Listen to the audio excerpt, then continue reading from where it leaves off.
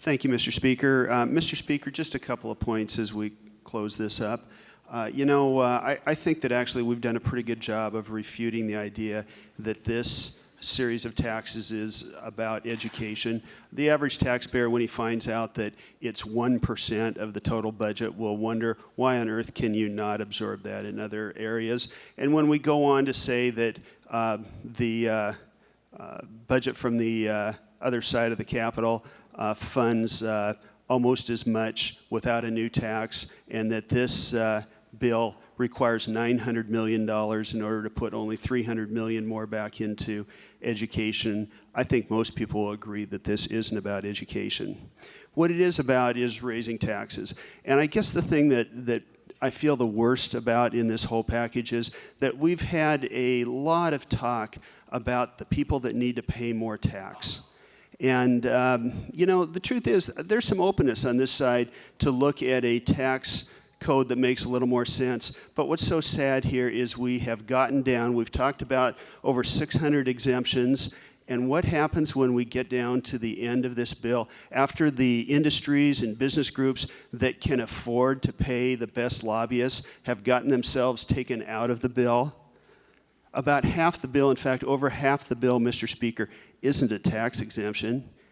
It's an extension of a supposedly temporary tax on what, in a lot of senses, are the smallest organizations in the state. In fact, I don't think most people would even recognize a lot of these organizations as businesses. It's Bonnie Littlejohn, who's cut my hair for 35 years. It's people that go out and work as self-employed people to cut people's lawns or to do tree services. A lot of people do that as a family. And you know what's going on with them, Mr. Speaker? They're not failing to pay their share of taxes. If they're self-employed, first of all, they're paying sales tax on most of the things that they buy for their family and their little business. They're also paying, I forget whether it's 13 or 15% self-employment tax on top of their income tax, and now we want to take more. And Mr. Speaker, these are just struggling people.